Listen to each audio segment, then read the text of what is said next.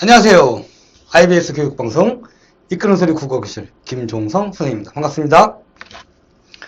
자, 오늘은 정철의 송미인곡 진행할 건데요. 오늘은 내신 대비를 좀 경합니다. 기본 기준 교과서는 천재정 교과서로 할 건데 크게 봐서는 크게 다른 점은 없는데 미묘하게 조금 다른 점이 있을 거예요. 자, 그런 것들은 선생님이 좀 잡아줄 거니까 크게 걱정하지 마시고 따라오시기 바랍니다. 자, 들어가기 전에 자, 송미인곡 가사잖아요. 가사의 특징 알고 들어가야 되겠죠? 자, 가사. 자, 여기다 가사 한번 좀 정리하고 들어갈게요. 자, 칠판이 좀 작아서 자, 가사. 형식은 자, 형식은 운문이에요. 자, 운문. 형식적으로는 운율이 있다라는 거야. 자, 어떤 식으로 나가느냐? 3, 4조 또는 4, 4조 4, 4조의 사음보율. 자, 공간이 잘리니까 밑으로 쓰겠습니다. 사음보율 연속체 이렇게 돼요. 얘를 다른 말로는 가사체라고 합니다. 자, 이렇게. 자, 글씨가 살짝 잘리나? 괜찮죠? 자, 3, 4조, 4, 4조. 자, 글자 수는 아니지만, 자, 정확하게 따지면 3이니, 4이니 하는 것들은 글자는 아니고 길이라고 그랬죠? 세 글자 길이, 네 글자 길이. 조금 짧게, 조금 길게. 이런 뜻이에요. 자, 사음보는 그 길이가, 자, 음보라고 하는 건 길이에요. 자, 길이가 반복될 때 율자를 붙입니다. 그죠? 소리가 반복되면 운, 길이가 반복되면 율이에요. 그래서, 자, 음보는 길이기 때문에 사음보 길이가 반복된다고 해서 사음보 율. 이렇게 합니다. 자, 그게 무지막지하게 길어지는 거예요. 자, 시조는 3, 4조, 4, 4조로 나가긴 나가는데 6구죠. 6구로 정해져 있어요. 자, 그걸 지나가면, 넘어서면 어시조, 사수시조 이런 것들도 있긴 하는데 엄청나게 길지는 않아요. 그런데 그 중장이나 종장이 엄청 길어지면, 대개는 중장이 길어지죠? 중장이 굉장히 많이 길어지면, 특정한 기준이 있는 건 아니에요. 기준이 있는 건 아닌데 많이 길어지는 형태가 가사 형식입니다. 자, 그 다음에 내용상으로는 산문이에요. 오늘날의, 자, 요거는 비슷하다라는 표시. 수필과 유사하고 크게 봐서 교술적 갈래에 속합니다. 자, 교술적 갈래라는 거는 세계적으로 문학 갈래를 나누는 기준은 아니에요. 우리나라의 가사 작품을 설명하기 위해서 들어간 용어다. 이렇게 보시면 되고요. 자, 근데 이제 자, 조심할 거. 자, 문학이 운문에서 산문으로 또는 산문에서 운문으로 어떻게 발전한다 그러죠? 자, 운문은 운율을 맞춰야 돼. 그리고 비유라든가 상징도 많이 쓰죠.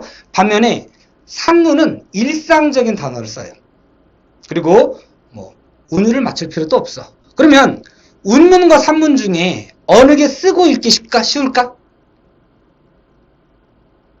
저는 소설이 어려운데요. 요따오리 얘기하지 말고. 자, 소설 어려울 수 있죠. 어려울 수 있는데 그 사용하는 말은 일상어에 가까워요. 그래서 비교적 쉬운 편인 거야. 그런데 운율은 비유와 상징이 쓰이잖아. 그죠? 운율도 맞춰야 돼. 그래서 어려워. 그리고 우리 상식적으로 볼 때 어려운 게 먼저 발달하는 게 맞을까? 쉬운 게 먼저 발달하는 게 맞을까? 쉬운 게 먼저 발달하겠지. 그러다 점점 어려워지겠죠. 그죠?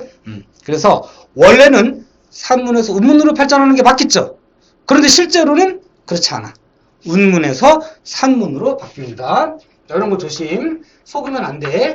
운문에서 산문으로. 의. 자, 요거를 산문에서 운문으로 의 이렇게 속여서 나오면 함정에 빠지면 안 됩니다. 과도기 문학 갈래라고 해요. 자, 과도기라고 하는 건 건너가는 단계 이런 뜻. 자, 운문에서 산문으로 요거 조심. 자, 이렇게 해서 기본적인 가사의 특징 한번 알아봤어요. 자, 그 다음에 송민국 들어가기 전에 들어가는 건데 송민국 가장 중요한 거. 요거 중요하니까 노란색으로 한번 쳐줄게. 자, 노란색으로 하고요. 자, 무대가 너무 좁아서 좀 넓히고. 자, 자꾸 뒤에 걸리적거려서. 자, 제가 자꾸 가려지는데, 대상의 부재를 바탕으로 하고 있다. 요거 중요해요. 대상의 부재. 자, 이 작품은, 자, 날이 좀 습한가 봐요. 좀 자꾸 부러지네. 대상의 부재. 부재. 이별과 같은 뜻이라고 했어요. 이별. 자, 내신을 겸하기 때문에, 자, 대상의 부재로 화자의 처지와 정서가 유사한 것을 고르시고 이렇게 문제가 나올 수 있거든요. 자, 거기에 해당이 되는 작품 제목이라도 외워둡시다. 가시리. 본문 속에 가시리라는 말이 나와요. 그러니까 제목만 외워두셔도 되고, 그 다음에 서경별곡 가능하고, 그 다음에 송인. 송인은 두 번째 줄에 첫 번째 줄에 이렇게 나가요. 우헐장제 초색다니까 비계인 긴 강둑에 풀빛이 푸는데, 자, 그 다음에 두 번째 줄 대동강가에서 이별 노래 부르네 해서 이별이라는 말이 들어가. 그러니까 이별 상황이라는 거 알 수 있겠죠. 자, 그래서 자, 요것도 이별 상황이기 때문에, 자, 물론 이제 요거는 이별한 다음이긴 한데, 자, 요거는 이별하는 중이고, 송이는 송민국은 이별한 다음이에요. 그러니까 좀 다르긴 하지만 크게 봐서 대상의 부재라는 말을 씁니다. 자, 그 다음에 현대시 중에서는 진달래꽃. 그 밖에 여러 가지 더 있긴 하는데 요 정도까지만 알아두셔도 크게 문제는 없습니다. 자, 여기서 대상의 부재를 바탕으로 한다. 강조를 좀 해드릴까요? 자, 대상의 부재를 바탕으로 한다. 자, 이렇게 중요합니다. 자, 그 다음에 자, 화면이 좀 잘리는데 일단 본문 들어갈 때는 괜찮을 거예요. 자, 그 다음에 또 하나. 또 중요하다.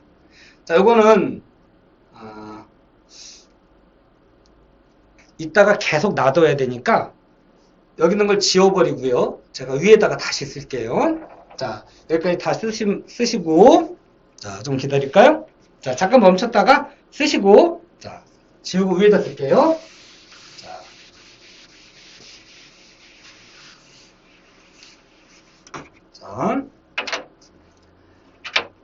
대화체로 구성되어 있어요. 자, 요것도 별표예요. 자, 대화체. 형식 중에서도 얘는 대화 형식이에요. 자, 대화체가 좀 더 넓은 거고 그 안에 대화 형식이 들어가는 거예요. 자, 대화체에는 청자만 설정되어 있으면 돼. 그런데 대화 형식은 자, 청자가 설정만 된 게 아니고 대답도 해줘야 돼. 그래서 두 사람이 말을 주고받으면 대화 형식이고요. 대화체는 한 사람만 말을 하고 청자만 설정되어 있는 것까지 포함해요. 그걸 뭐라 그러지? 말을 건네는 형식.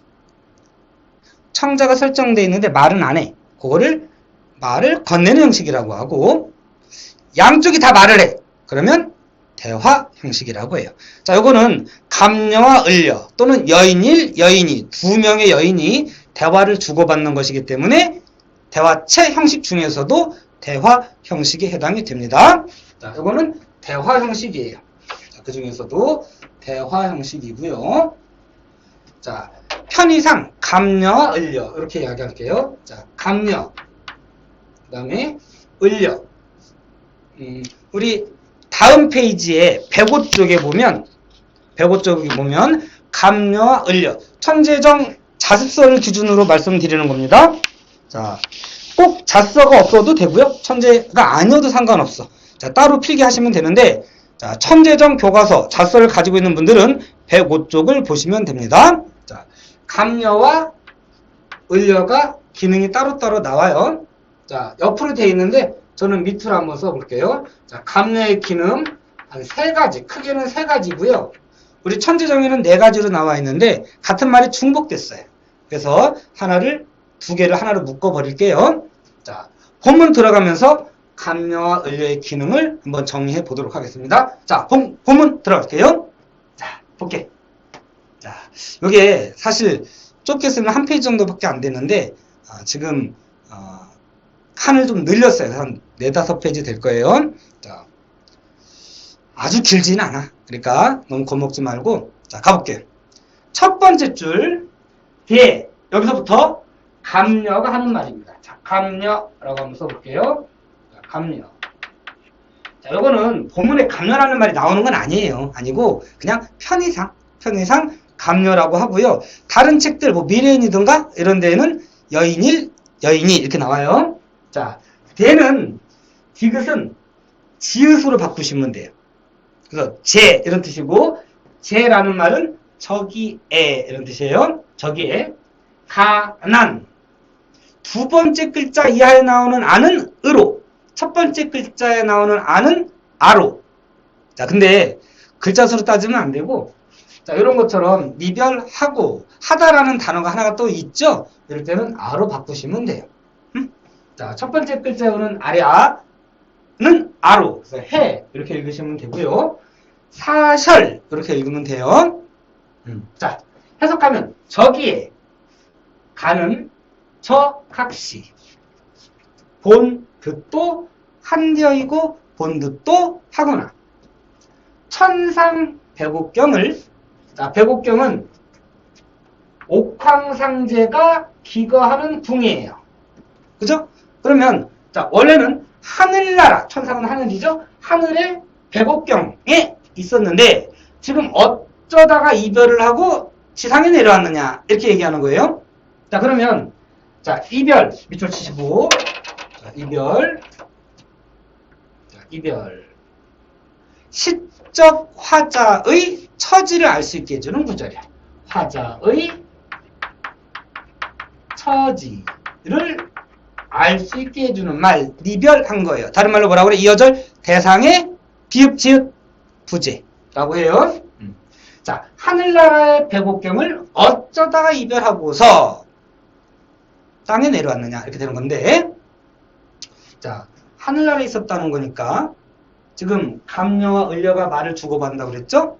감려, 을려 여인이에요. 여인인데 그 여인이 원래는 하늘나라에 있었던 거야. 선녀였던 거지. 근데 죄를 짓고 밑으로 쫓겨 내려온 거예요. 그러면 이런 걸 뭐라고 그러지? 죄를 짓고 쫓겨 내려오는 거. 이거를 뭐라고 그래? 적강. 원에서 내려오는 것은 강림. 죄를 짓고 쫓겨 내려오는 건 적강이라고 해요. 자, 적강한 선녀가 시적 화자가 돼요. 자, 감려가 물어보는 거예요. 자, 적강선녀, 감려에 을려야. 사실 감려도 밑으로 내려와 있으니까 선녀일 것 같긴 한데 을려가 중심이에요. 자, 작가의식의 대리인은 자, 조심하셔야 되는데 자, 감려, 을려 둘 다 작가의식의 대리인입니다. 자, 을려만 대리인 아니야. 둘 다 대리인이에요. 그거 조심하셔야 돼요. 둘 다 대리인이긴 한데 감려는 기능상 사건을 전개시켜가는 역할만 하고요. 을려는 주제의식을 표현해요. 그래서 중심화자는 을려가 됩니다. 자, 중심화자인 을려 적강선녀예요. 자, 그 적강선녀에게 감려가 물어보는 거야. 처기에 가는 저각시. 그럼 저각시는 누구니? 감려의 을려예요. 감려가 을려에게 말을 거는 거니까 얘는 을려가 되겠죠. 을려에게 물어보는 거예요. 자, 저기에 가는 저각시 본도 또 하구나. 하늘나라의 백옥경. 사실은 정철이 벼슬에서 물러나서 전라남도 창평에 와서 머물고 있는 것을 백옥경을 떠나서 지상에 내려왔다 이렇게 표현하는 거예요. 그래서 백옥경은 궁궐을 의미한다 이렇게 보시면 되겠어요. 자, 궁궐. 자, 하늘나라의 배곡경을 어쩌다 이별하고서 해가 다, 자, 지금 뭘로 바꿔? 지읒으로. 해가, 그렇다, 이걸 자로 하면 안 되고, 해가 다 저문 날에 누구를 보려고 가시는고, 이렇게 하시면 되겠어요. 자, 가시난고, 가시는고, 이런 의미인데, 끝에가 니은고, 이렇게 끝나면 의문문 형식이야. 그래서 해석하면요, 해가 다 져서 저문 날에 누구를 보려고 가십니까? 이렇게 하면 되겠어요. 자, 여기까지. 감녀가 한 말이에요. 여기까지가 감녀가 말했어요. 자, 그러면, 자, 여기까지 세 줄 감녀가 말했는데, 내용이 뭐예요? 을려씨. 그냥 을려라고 할게요. 자, 을려씨. 원래 하늘나라에 있었잖아. 왜 내려왔어, 근데? 지상에? 어디 가는 중이야? 하고 물어봤죠. 대화 유도를 하고 있는 거예요. 자, 감녀의 첫 번째 기는 번호 1번 쓸까요? 1번. 대화의 유도. 이렇게 하면 돼요. 대답을 이끌어내고 있다. 그런 뜻이에요. 자, 그럼 거기에 대해서 이제 을려가 대답을 해야죠. 자, 여기서부터 을려가 하는 말이에요. 자, 을려가 하는 말이에요. 자, 을려. 굉장히 습한가 봐. 분필이 너무 똑똑 부러져서 긴 분필을 쓸 수가 없네. 자, 어와 너로구나. 자, 그럼 여기는 을려가 감녀에게 말하는 거란 말이야. 그러면 너는 누구예요? 저거 감녀, 을려 구분하는 것도 나와요. 요거 감녀예요. 감녀로구나. 내 사설이에요. 내 사정 이야기 좀 들어봐. 그런 뜻이에요. 요 사설에 해당이 되는 게 앞으로 요 밑에 나올 내용이에요. 자, 나의 사설 들어보시오. 내 얼굴과 이 얼굴은 무슨 뜻이지? 마스크? 아니에요. 여기서 얼굴은 바디야. 신체, 형체. 내 형체와 이 거동, 행동. 나의 전체 모습과 행동이 님이, 요거 아니다. 님께서 괴암집 한가마는, 이거 말을 못 알아듣는 학생들 많대. 자, 괴다는 사랑하다예요. 님이 사랑함직합니까? 마는. 자, 이걸 왜 잘 못 알아듣는지 모르겠는데, 자, 보세요. 자, 이 님이 괴함직합니까? 만. 자, 이게 무슨 뜻인지. 자, 이런 내용이에요. 내가 뭐 몸매가 좋은 것도 아니고 얼굴이 엄청 이쁜 것도 아니고 님이 사랑함직하니? 근데 어쩐지 날 사랑해 주시더라. 이런 문맥 흐름인 거예요. 그러면 자, 괴함직한가 마는 이라는 말은 사랑함직하다는 거예요? 그렇지 않다는 거예요? 자, 문맥상 내 얼굴과 행동이 님께서 사랑함직합니까? 만. 근데 어쩐지 날 보시고 너로구나 라고 해주신다는 거예요. 사랑함직하지 않다 이런 뜻이지. 사랑함직 줄일게요. 사랑함직하지 않다 라는 거예요. 그럼에도 불구하고 나를 사랑해 주셨기 때문에 나도 충성을 다했다 이렇게 되는 거죠. 자, 우리가 필기를 뒤로 페이지 넘어가면 중복될 거니까요. 자, 일단 필기하신 거 쭉 정리하시고요. 다음 페이지 넘어가 보도록 하겠습니다. 자, 지웁니다. 자, 지웁니다.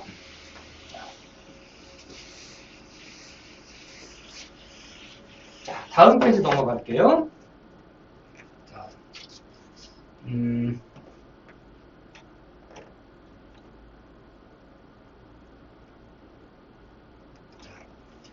아까 첫 번째 줄 걸렸고요.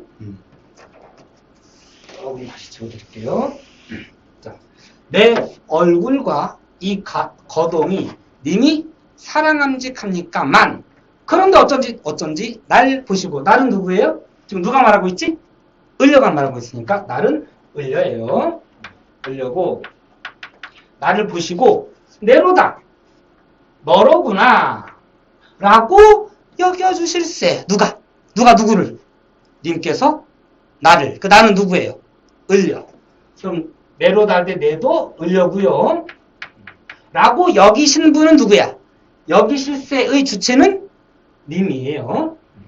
주체라고 쓸까요? 주체 님이에요. 님께서 나를 너로구나 라고 여겨주실세. 나도 님을 믿어서 군 뜻, 엉뚱한 뜻 이런 뜻이에요. 신하로서 먹어서는 안 되는 엉뚱한 마음, 뭐 부귀공명에 대한 욕심이 되겠어요. 자, 여러분 부정인데 부귀공명 시험에 이건 잘 나오진 않습니다. 흐름상 부귀공명에 대한 욕심은 전혀 없었는데 펜이 없애줄게요. 없었는데 이래는 아양 떨다. 교태도 비슷해요. 아양과 교태를 어지럽게 풀었는지 방귀씨는 낫 얼굴이야. 요거는 마스크야. 이거 진짜 얼굴이야. 아까 봄 앞에 나왔던 얼굴 여기 있네. 얼굴. 요거는 전체의 형체 바디의 뜻이야. 반면에 여기 낫은 마스크 얼굴이야. 방귀씨는 얼굴빛이 네. 요거는 니은은 이음으로 바꿔주면 돼요. 얘야, 얘. 옛날과 어찌 달라? 자, 그 다음에 니은 거 끝나면 뭐라고 그랬죠? 무슨 문? 의문문. 달라 치셨는가? 이렇게 하면 되겠어요. 자, 지금 누가 말하고 있는 거라고? 을려. 자, 넘어갈게요. 다음 페이지 합니다. 자, 이번엔 진짜 다음 페이지. 누워서 생각하고 일어나 앉아 헤아려 보니 왜 이렇게 됐을까 하고 그 상황을 생각해 보니 내 몸에 지은 죄가 뇌는 마운틴 산이야. 자, 산같이 쌓였으니 아이고 여기 안 지워졌네. 자, 하늘이라 원망하겠으며 사람이라 허물하겠느냐. 자, 여기 요줄 하늘이라 원망하며 사람이라 허물하랴 해석하면 하늘을 원망하겠으며 사람을 허물하겠습니까? 이런 뜻인데, 자, 여기에 사용된 표현 방법 한번 다 찾아볼까요? 자, 우리 고전시가 나오잖아. 그러면 어떤 특정 한 줄을 묶으면 그렇지 않을 수도 있지만 전체를 잡았을 때 거의 100%, 100은 아닐지 모르겠지만 거의 100에 가까워요. 가깝게 대꾸법 쓰입니다. 자, 대꾸법 쓰였어. 자, 하늘이라, 사람이라, 원망하며, 허물하랴. 문장 구조가 비슷하죠? 그죠? 요거는 목적어예요, 사실은. 목적어 서술어긴 한데, 어쨌든 대꾸법. 그 다음에, 서리법 쓰였죠. 허물할 수 있겠습니까? 그 말은 허물할 수 없습니다. 내 잘못입니다. 그런 뜻이거든. 서리법도 돼요. 자, 서리법이 나오면 영탄법은 붙어 나오는 겁니다. 영탄법도 돼. 영탄법. 이렇게 정리하시면 되겠습니다. 자, 하늘이라 원망하겠으며 사람이라 허물하랴. 자, 요거 요즘은 잘 안 나오긴 하는데요. 한자 성어로는 수원수구 그래요. 수구. 수는 누구 숫자, 수에 해당이 돼. 원은 원망할 원자, 다시 수. 누구 숫자? 구는 탓할 구자예요.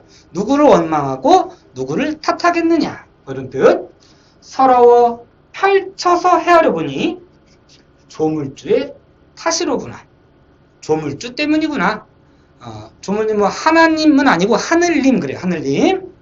자, 서러워 펼쳐하리니 뭐 임의 잘못도 아니고 내 잘못도 아니고 내 잘못도 있긴 하지만 다 운명 탓이로구나 라는 거예요. 자, 조물주의 탓으로 돌리는 거 보니까 운명론적 사고방식을 가진 사람이에요. 운명론적 사고를 가진 사람이에요. 자, 그랬더니 여기까지 누가 말한 거? 을려. 자, 감녀가 물어봤어요. 을려씨, 원래 당신 하늘에 있었잖아? 근데 왜 이 늦은 밤에 어딜 가? 늦은 밤은 아니겠다. 자, 해가 다 저물어 가고 있는 날, 뭐 석양 무렵일까요? 쯤에 어딜 가세요? 라고 물어보니까 을려가 대답했죠? 을려가 뭐라고 했어요? 내가 뭐 몸매가 예쁜 것도 아니고 얼굴이 잘생긴 것도 아니고 그런데 어쩐지 님께서는 너로구나 라고 해주셔서 나도 엉뚱한 뜻은 가지지 않았어요. 갖지 않고 그랬었는데 나도 모르게 자꾸 알랑거렸나 봐요. 아양도 떨고 교태를 풀고 교태도 부리고 하는 것이 좀 마음에 안 들었는지 반기시던, 과거에는 날 잘 반기셨었는데 얼굴빛이 바뀌어 버리셨어요. 생각해보니까 다 내 탓이고 운명 탓이네요 라고 자기 신세를 탄식하는 것처럼 보였어요. 그죠? 자, 이건 지금 시험에 나올 건 아닌데 이해를 하셔야 돼요. 오해하시면 안 돼요. 자, 일단 탄식하는 것처럼 보였어. 그죠? 자, 그러니까 감녀가 자, 글란 생각 마오 하고 다시 감녀가 말을 했어요. 자, 요거는 요만큼만 감녀가 한 말이에요. 그렇게 생각하지 마세요. 너무 자책하지 마세요. 이런 거예요. 자, 감녀 두 번째 위로 하는 거예요. 을려씨 당신 잘못 아니야. 응? 너무 자책하지 마 라고 말했더니 자, 여기까지가 감녀예요. 다시 여기서부터 을려예요. 자, 여기는 한 줄에 감녀의 대사와 을려의 대사가 섞여 있네요. 나에게 맺힌 일이, 마음에 걱정되는 일이 있어서 그래요. 자, 지금 감녀는 을려가 자기를 책망하고 자책을 하고 탄식하는 줄 알았어요. 그래서 을려씨 너무 자책하지 마세요 라고 했더니 을려가 하는 말이 그게 아니고요. 마음에 맺힌 일이 있어서 그래요. 내가 님을 바로 옆에서 모셨잖아요. 바로 옆에서 모셔봤더니 몸이 그렇게 약해.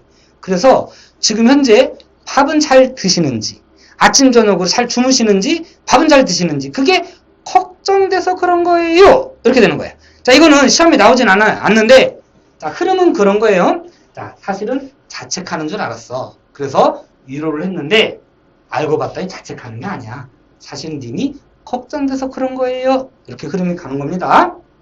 자, 볼게요.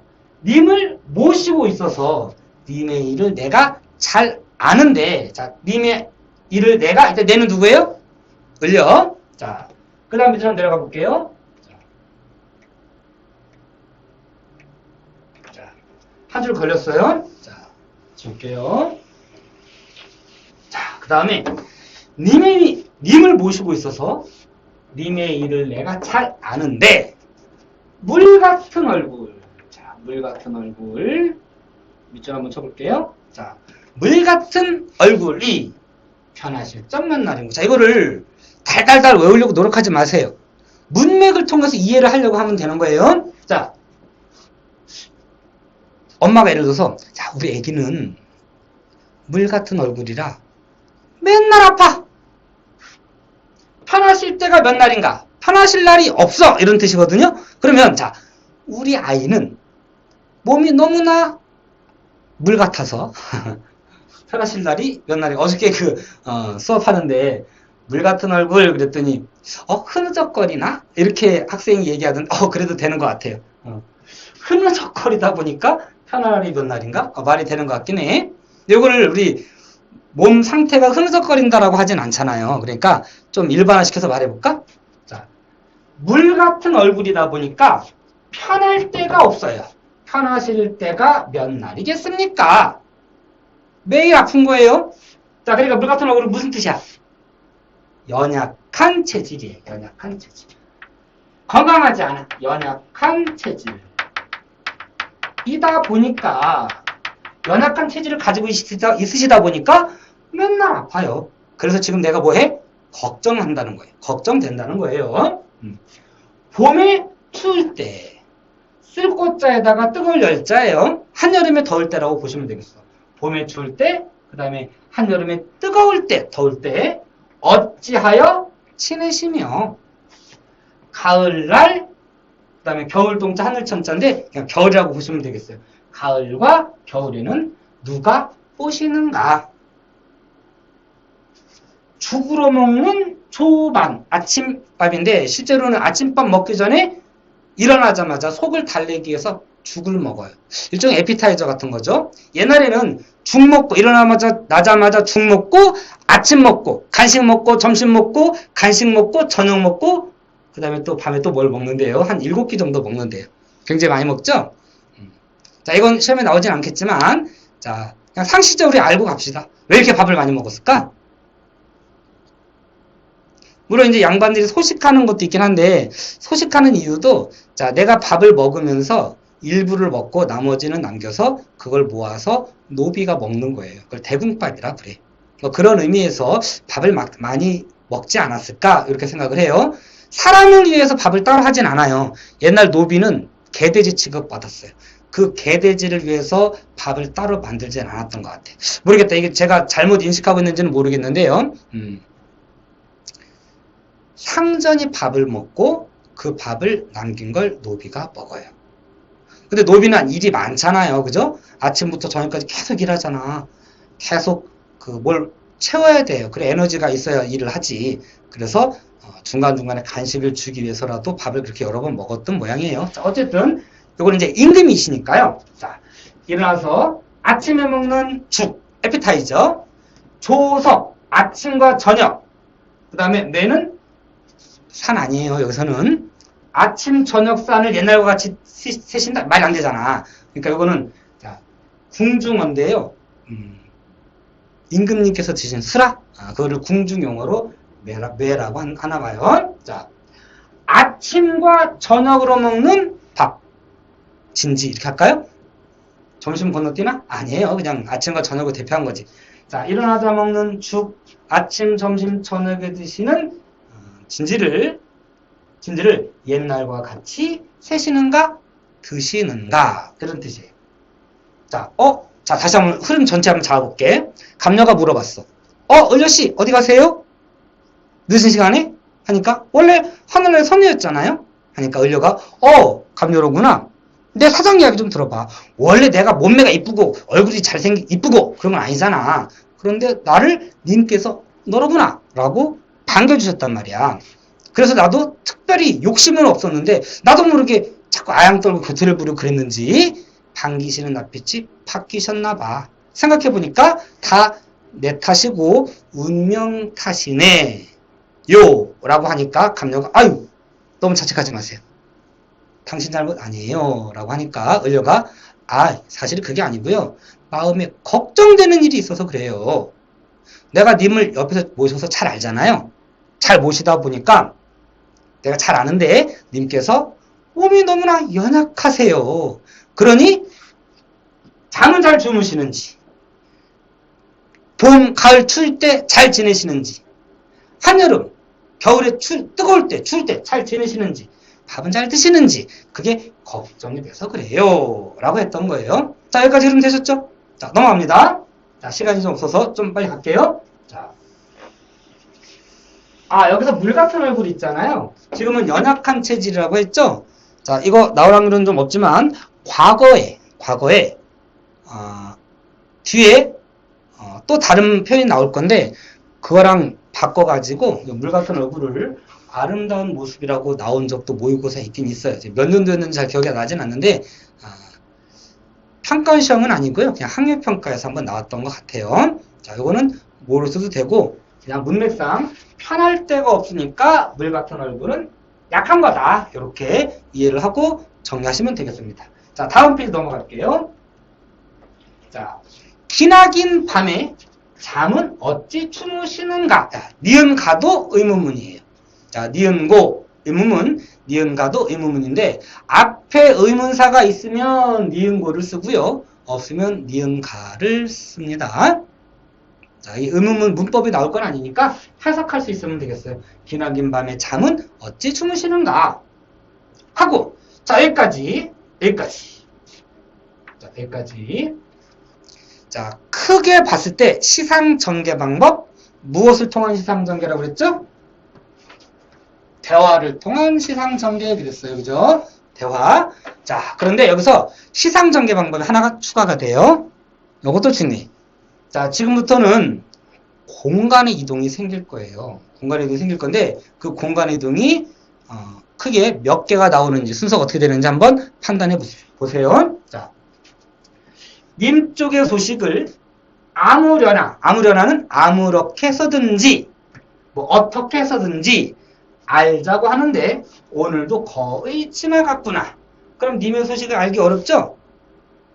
인터넷으로 알겠니? 이때 인터넷 그런 거 없어. 그죠? 물론 소식을 전해줄 인편도 밤에는 도착하기 좀 어려워요.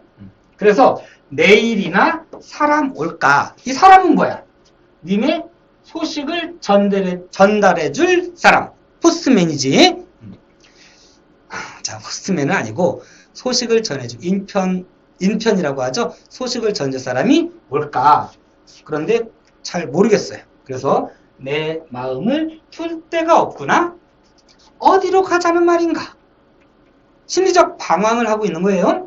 그래서 찾고 밀고 하면서 높은 네모예요. 자, 높은 매. 자, 이걸 막 외우실 필요는 없어요. 본문에 주어질 거니까 자, 높은 매에다가 공간 이동 1 이렇게 한번 해볼게요. 공간 이동 1. 자, 물론 원래는 길이 위에 있었죠? 길에 있다가 높은 산으로 간 거예요. 자, 공간 이동 1이에요. 자, 여러분. 자, 높은 산에 갔다가 자, 미리 말씀을 드리면 산에 올라가 가지고 저 멀리 보려고 하는 거예요. 한양 쪽을 보고 싶어. 그런데 중간에 구름과 안개가 껴가지고 저 너머를 볼 수가 없어. 그래서 다시 내려와서 강가로 가는 거예요. 배를 타고 혹시 님의 소식을 전해줄 사람이 오지 않을까 해서 강가로 간 거야. 근데 이번에는 바람이 거세게 불어. 바람이 거세게 부니까 또 뭐가 쳐요? 파도. 강이니까 파도라고 좀 그런가요? 어쨌든 물결이 거세게 일어나. 그럼 배가 오기가 어렵겠죠. 그래서 님의 소식을 알 수가 없어요. 자, 그래서 다시 집으로 돌아오게 되는 거예요. 자, 그러니까 공간적 배경이 길가에서 산으로 갔다가 강으로 왔다가 다시 집으로 오는 거예요. 자, 공간의 이동이 있는 거예요. 자, 그러면 공간의 이동이 있으면 시간의 흐름이 있을까요? 없을까요? 눈치가 있으면 알 텐데. 있으니까 내가 물어봤겠지. 그지? 공간의 이동이 있으면 시간의 흐름은 당연히 있습니다. 자, 시상 전개 방법 크게 대화 형식이었죠? 두 번째,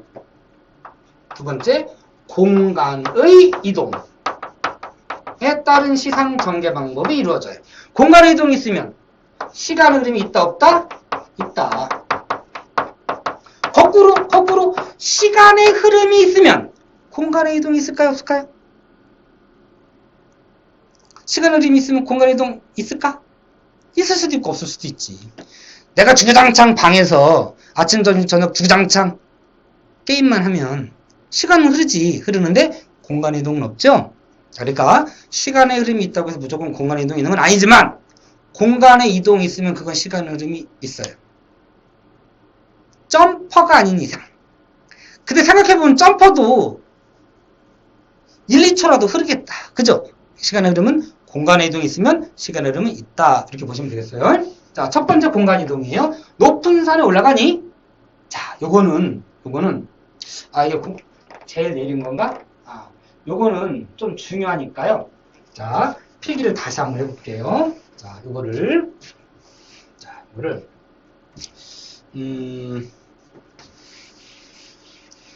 이거 공간 이동 지워야겠다. 이거 지우고 자, 놔둘까? 놔두고, 자, 여기 보세요. 자, 제가 좀 가려져서,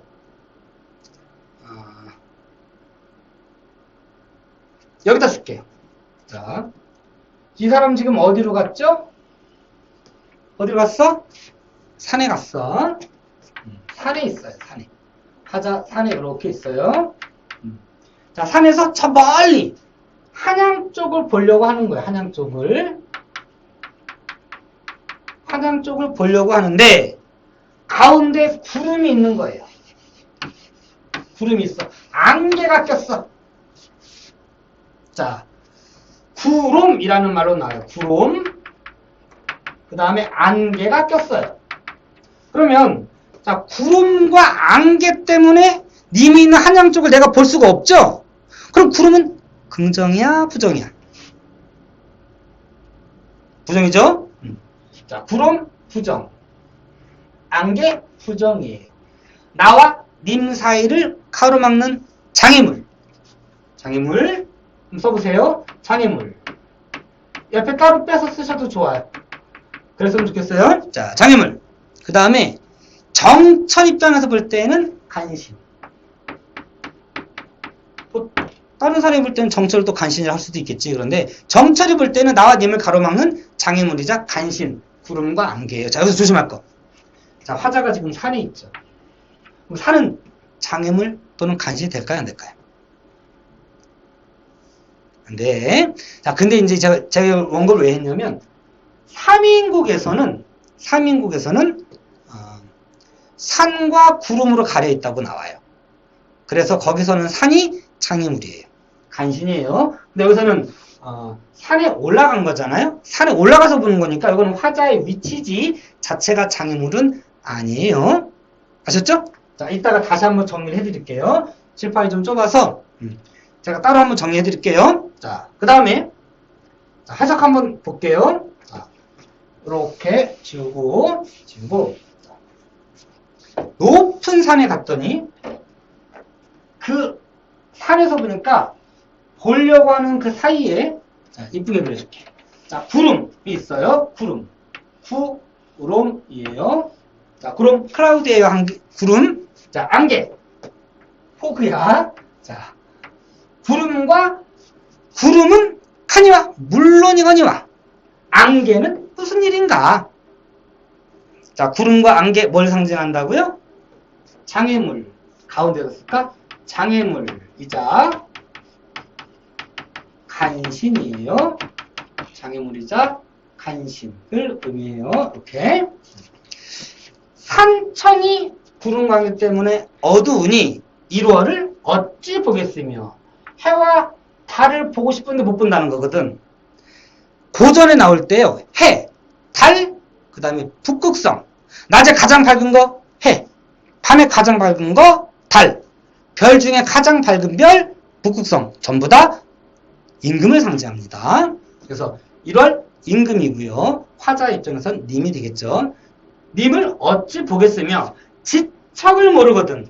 가까운 곳도 모르겠는데 천리를 바라보랴. 자, 천리. 이거 참. 자, 선생님 왜 웃었냐면요. 자, 천리 일단 먼저 정리하면 얘네 정감의 거리. 정감의 거리. 진짜 거리가 아니고요. 마음으로 느끼는 거리예요. 자, 그런데 이거를 자, 우리나라를 뭐 삼천리 이렇게 하잖아요.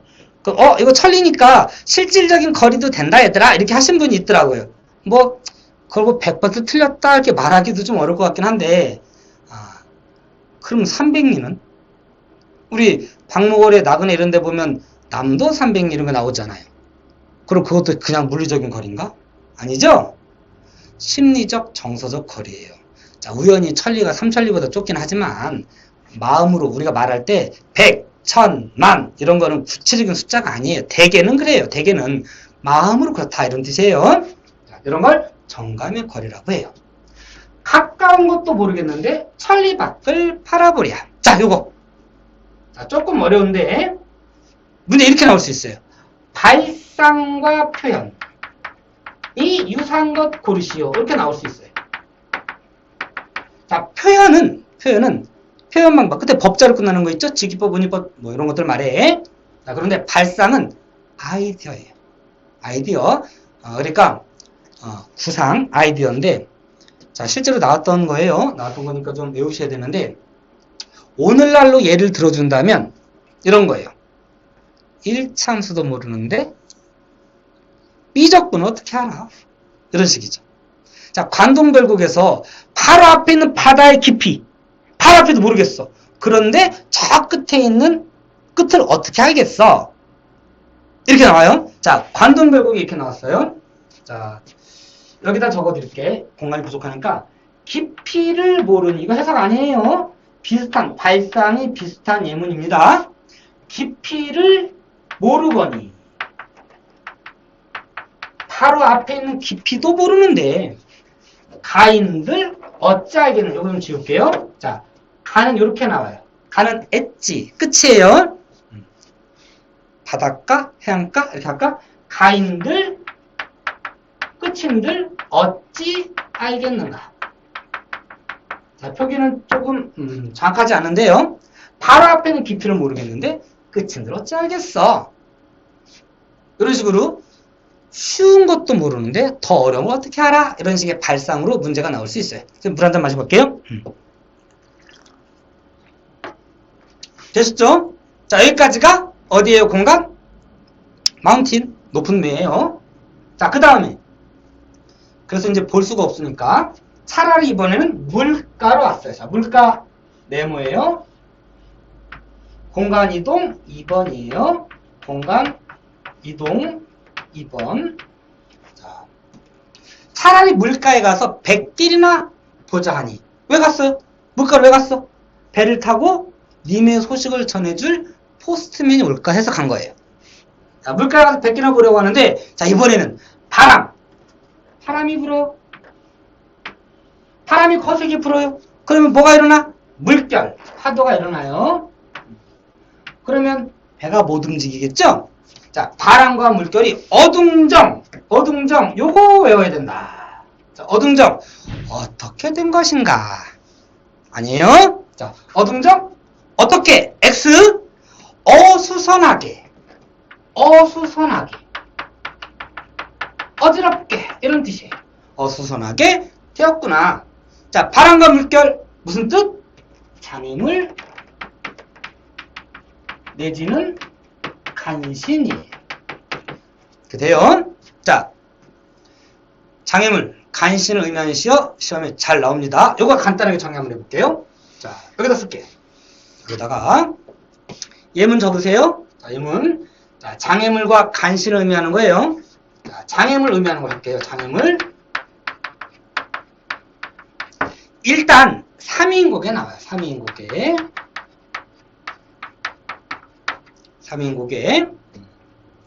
3 구름 이렇게 나와요.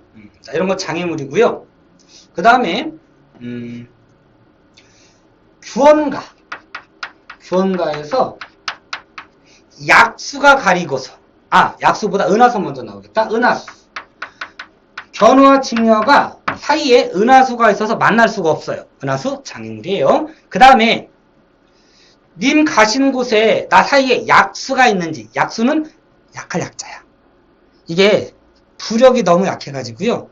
나뭇잎, 뭐 깃털 이런 것도 가라앉는데요. 그럼 배가 거길 지나갈 수 없겠죠. 그래서 못 가게 만드는 거야. 그럼 돌아가면 되는 거 아닌가? 안 돼. 거길 반드시 가야 되는 거야. 반드시 가야 되는 건데 배가 가라앉기 때문에 못 오게 되는 장애물이 의미가 돼요. 자, 약수도 돼요. 그래서 약수. 그 다음에 개성, 닭소리도 나오는데 일단 생략. 그 다음에 자, 시조 한번 외우셔야 돼요. 시조. 자, 시조 중에 이런 거 있어요. 자, 이거 별표예요. 구로미 무심탄 말이. 자, 공간상 선생님 말을 불러드릴 테니까 한번 적어보세요. 구로미 무심탄 말이. 무심탄? 욕심이 없다는 말이. 이런 뜻이에요. 아마도 허랑하다. 자, 여기 뒤에 아마도 허랑하다예요. 허랑하다는 거짓이다예요. 자, 이거는 이조노라고 하는 시인이, 이조노라고 하시는 분이 쓴 시조인데, 자, 여기서 구롬, 간신인, 신돈을 의미해요. 자, 신돈이 간신이 아니냐? 그거는 뭐 서로 논란이 있을 수 있겠지만, 이조노가 볼 때는 간신인 거예요. 자, 그 다음에 또 하나, 요것도 별표예요. 백설이 찾아진 고래. 백설, 하얀 눈인데요. 요거는 고려의 신화를 말해요. 백설이 찾아진 고래. 자, 요거 생략. 구롬이 머흐레라. 구롬이 머흐레라. 이렇게. 자, 이때 구롬. 이성계 일파를 말해요. 자, 이렇게. 자. 제가 좀 잘려서 그랬는데, 자, 이성계. 조선을 세운 왕이지만, 고려 입장에서 볼 때는 역적이죠. 그래서, 간신 또는 장인물도 돼요. 시조가 더 잘 나옵니다. 이 시조 중요합니다. 꼭 정리하고 외우십시오. 자, 다음 페이지 넘어가도록 할게요. 넘어가 될까요? 자, 다음 페이지 갈게. 자, 거의 다 왔습니다. 힘내십시오. 자, 좀 지우고.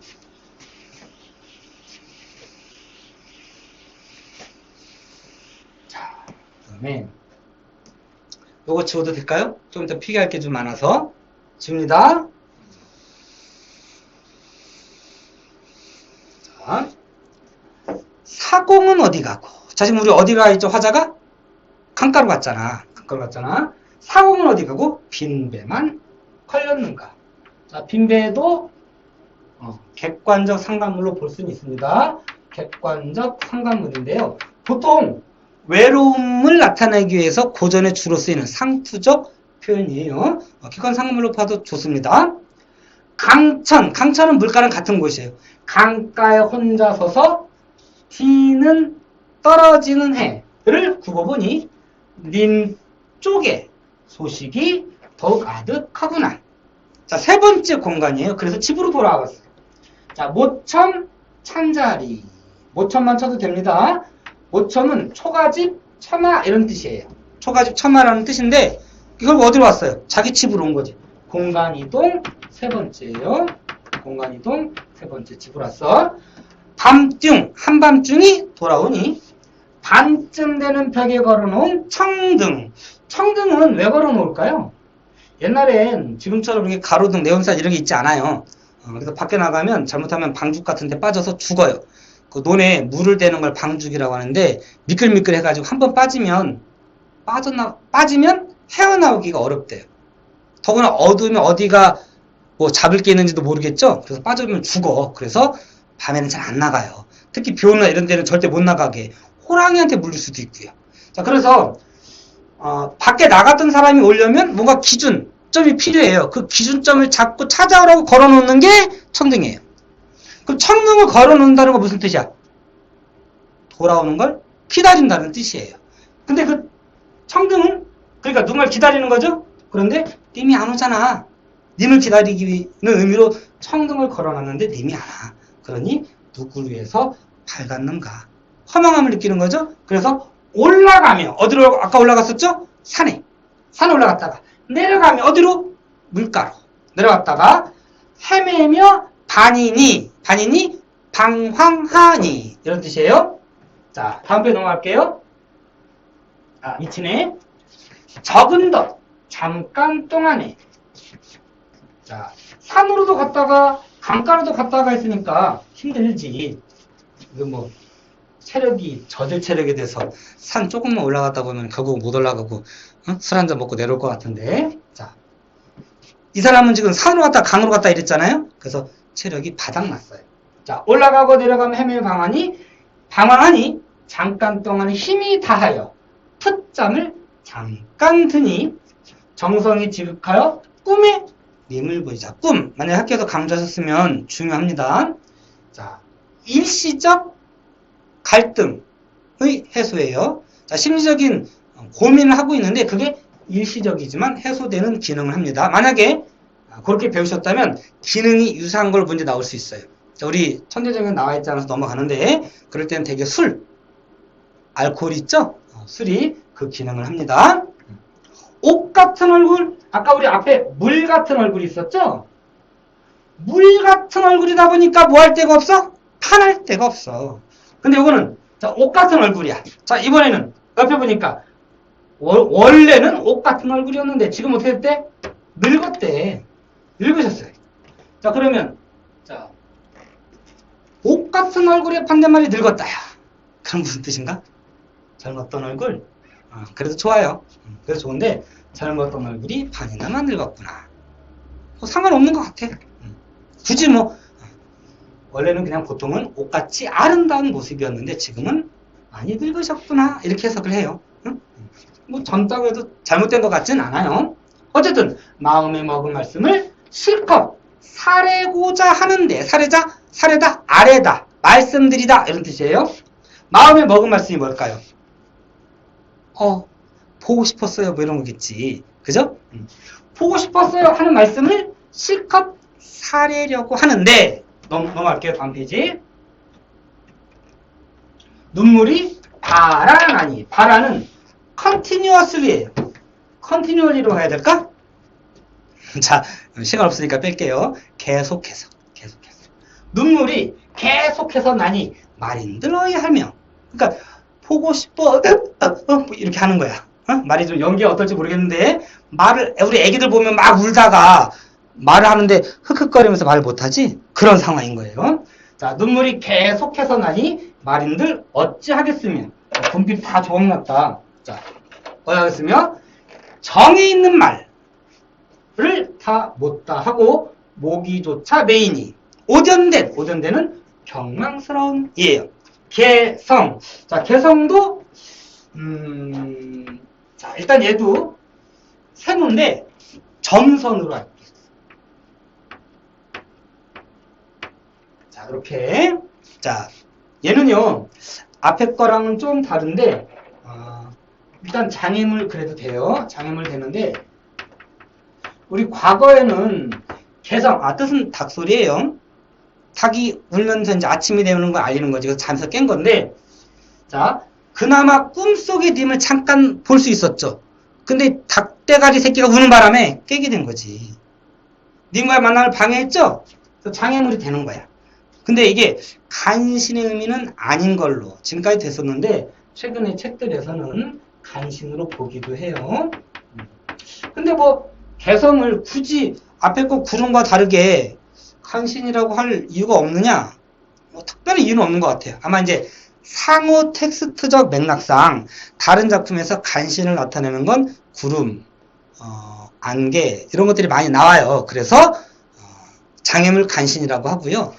요거는 뭐 나오는 게 교황과 같은 게 나오는데 그냥 간신까지는 아니거든. 장애물 정도예요. 그래서 아마 간신을 빼는 것 같은데 이 작품만 따진다면 굳이 간신은 안 된다라고 할 수 있는 근거는 솔직히 없는 것 같아요.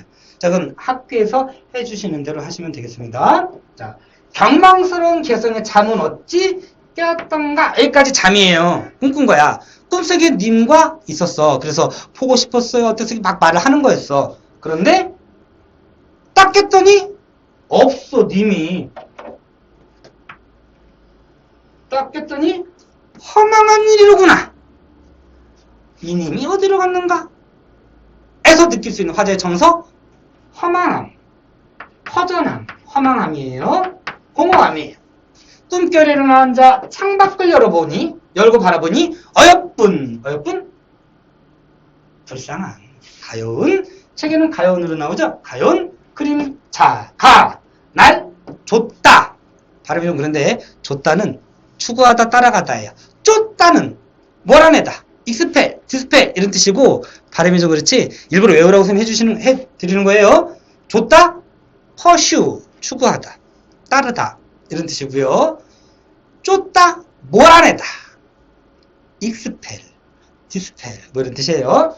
날 따를 뿐이로구나. 자, 마지막 중요합니다. 자, 요거 중요해요. 마지막 하이라이트야. 자, 차라리 쉬어디어 죽어서. 요거 해석 외우셔야 돼요. 쉬어디어 차라리 죽어서. 낙월 엄청나게 중요합니다. 별표. 낙월 별표예요. 자, 내가 죽어서 떨어지는 달빛이 되어서 조금 이따 정리할게요. 님 계신 장안에 번듯이 똑바로 비추고 싶구나. 자, 조금 덜 중요한 것부터 할게요. 자, 차라리 쉬어되어 있죠. 중요한 건 하이라이트 놔두고. 자, 공간 여기 있으니까 여기다 쓰자. 자, 여기다 쓸게요. 자, 여기다. 일단, 차라리 쉬어되어 여기는, 써볼까? 첫 글자로 써놓을게요. 찰하리. 이렇게 나가는 거. 자, 요거. 죽어서도 님을 따르겠다라는 거거든. 요거 때문에, 요 작품을요, 충신이 연주, 님을 사랑하는 노래라는 뜻으로 충신, 연주, 지사라고 해요. 자, 글씨를 꽤 똑바로 쓴다고 쓰는데, 똑바로 쓴 것 같은데, 카메라가 살짝 기울었나? 삐뚤어지네. 자, 충신 연주지사도 잘 나오는 편입니다. 여기로 나올 수 있는 게 뭐가 있냐면요. 작품은 정과정이라는 작품 나와요. 정과정. 자, 정과정의 경우에는 넋이라도 님과 함께 맺어라. 맺어라는 가다, 가고 싶다, 살아가고 싶다 이런 뜻이에요. 자, 넋이라고 하는 건 죽어서를 전제하는 거지. 죽어서 혼이라도 님과 함께 하고 싶어요. 이런 거니까 충신연주지사예요. 그 다음에 자, 이거 송미인국은 3위인국의 줄임말로도 보거든요. 3위인국이 후속편이야. 그래서 3위인국에도 보면요. 자, 요거는 못 고르는 게 더 이상해. 이거는 거기에도 똑같이 이렇게 나오거든. 여기처럼 차라리가 나와요. 차라리 시어디어 똑같이 나와요. 시어디어. 여기서는 범나비, 호랑나비 되어서 이런 말이 나와요. 그래서 단어가 뭘로 바뀌느냐고 조금 다르긴 하지만 차라리 시어디어는 동일해요. 그러니까 이것도 충신연주지사예요. 자, 이것도 잘 나오고요. 자, 근데 그거보다 나골이 더 중요해요. 조금 이따 정리할게요. 자, 을려가 말하기를 차라리 죽어서 나골이나 되어서 님 계신 창안에 똑바로 비추고 싶어요. 여기까지가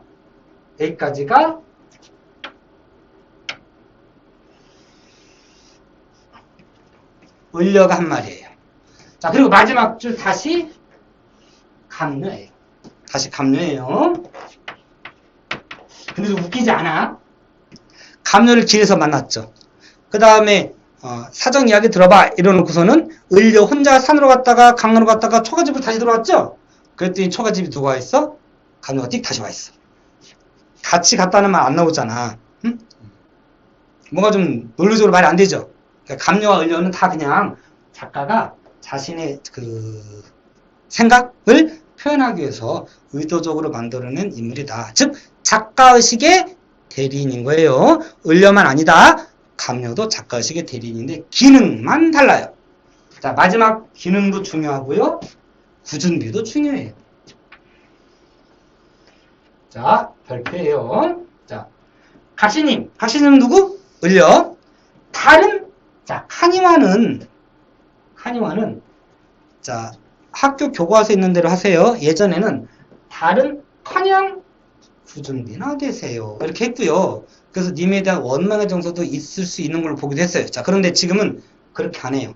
님에게 여기서 님은 임금이잖아요. 근데 신하가 님을 원망해? 그럼 그거 역적이야. 조선시대에서 유교적인 사고방식에서는 임금이 사약을 내리잖아요. 사약 뭔지 알죠? 독약을 내려도 성은이 망극하옵니다 하고 임금의 은혜가 끝이 없습니다 하고 원샷하고 죽어야 돼요. 안 그러면 가족 다 죽어. 그 마을이 전체가 전멸이야. 역적이 되는 거야. 응?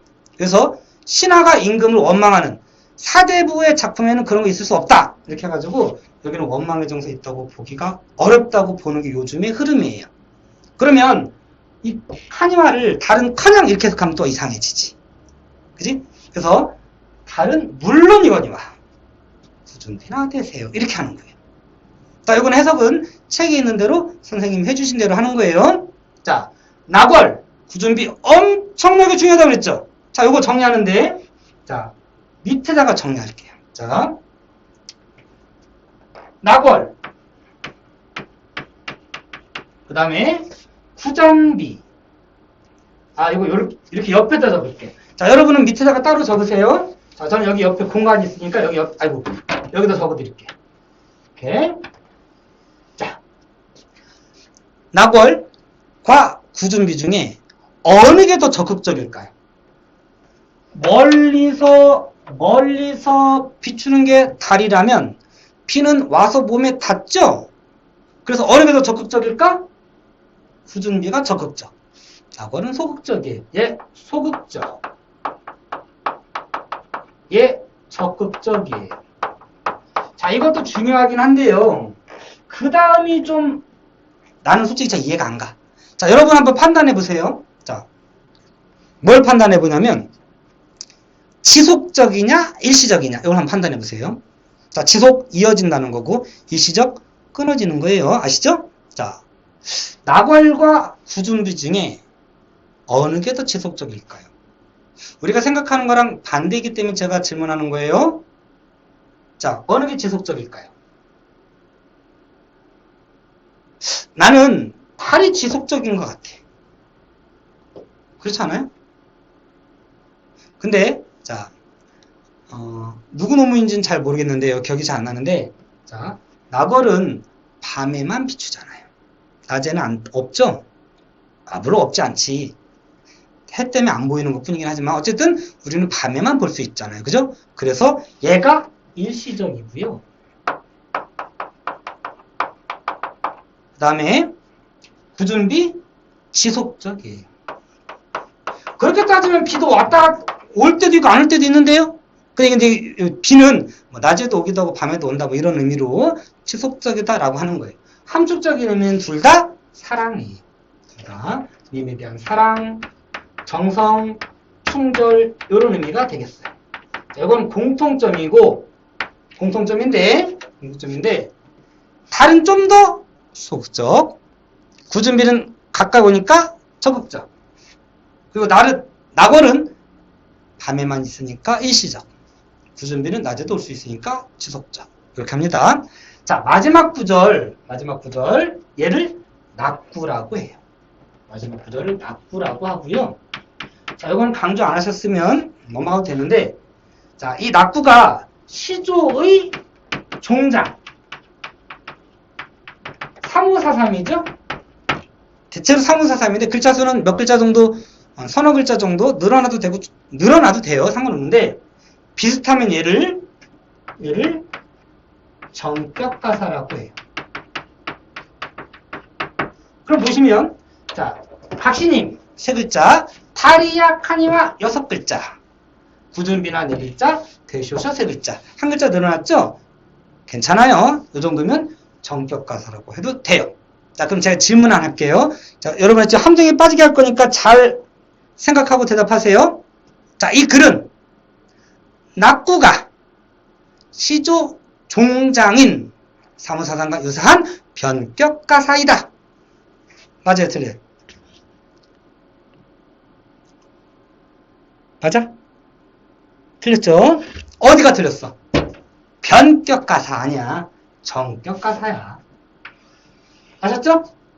저렇게 하고 마지막 갑류의 역할 볼까요? 자, 갑류 역할. 자, 천재정에서는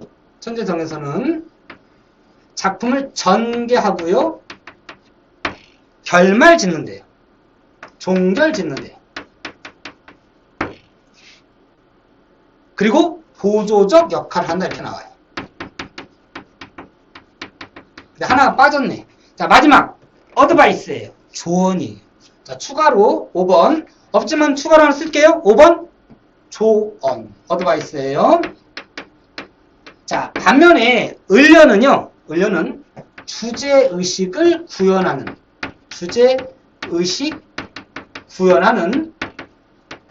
중심적 역할이에요. 자, 요거 1번, 요거 2번 볼게요. 보조적 역할이 아니고 중심적 역할이에요. 그러면 갑류와 을려 중에 작가의식의 대리인, 그럼 누구라고 해야 될까요? 을려! 그럼 안 돼요. 둘 다 작가의식의 대리예요. 그런데 천재정에서는 요걸 좀 구분해 놨어요. 자, 작가의식의 대리는 대리인데 을려를 작가의 처지를 대변한다 그래. 자, 얘를 처지를 대변한다. 그럼 또 이것도 말이 맞죠? 저 유배당한 건 을려니까. 그죠? 그러나 작가의식을 대리한다 그럴 때는 갑류, 을려 다 되는 겁니다. 아셨죠? 자, 마지막에 제가 지금 시간상 정리해드릴 시간까지는 없는데요. 자, 간단하게만 정리하면 일단 시적 화자의 처지와 정서 중요합니다. 대상의 부재. 두 번째, 시상전개 중요합니다. 대화와 공간의 이동에 따른 시상전개. 두 번째로 할게요. 그 다음에 갑류와 을려의 역할. 작가의식의 대리니, 뭐 전개니, 주제의식을 구현하니 이거 구분하셔야 되고요. 네 번째, 마지막에 낙월과 그다음 뭐였죠? 구전비. 하나 빼먹을 뻔했다. 자, 마지막 여기 보면 낙월 구전비 있잖아요. 요것도 객관적 상관물이에요. 자, 이거 여기다 쓸게요. 자, 객관적 상관물 중에서요. 객관적 상관물 중에 이거 중요해요. 빼먹을 뻔했다. 자, 객관적 상관물 중에 화자의 변신물 또는 분신이에요. 자, 이럴 때도 역시 화자의 정서가 투영되었다도 맞고요. 자연물에 의탁할 표현할 때도 좋아요. 투영도 맞고요. 의탁도 맞는데 문제가 어떻게 나오는 거냐면 다음 중 이런 걸 밑줄 치든가 A, B 이렇게 기호를 달아놓고요. 기능이 유사한 것은, 역할이 유사한 것은, 시상 전개상의 역할, 기능이 유사한 것은 이렇게 나올 수 있어요. 그러면 화자가 변신한 걸 찾으면 되는데 이거 되게 쉽다 근데? 자, 이거는요 뒤에 되어서라는 말이 나와요. 되어서 이렇게. 그럼 아까 여기서 호랑나비 되어서 이런 거 있었죠. 이 호랑나비 된다는 것도 호랑나비도 객관적 상관물, 변신물, 분신인 거예요. 자, 그 밖에 다른 그 기출문제 중에서 뭐 소나무가 된다거나 뭐 현대시에서 뭐 소나기로 내려온다거나 소나기가 되어서 이런 말이 나오면 다 객관적 상관물 중에서 변신물, 분신물이라고 생각하시면 되겠습니다. 자, 오늘 여기까지 해서 작품 마무리하고요. 다시 한번 보시면서 복습 꼭 하시기를 바랍니다. 자, 수고하셨습니다.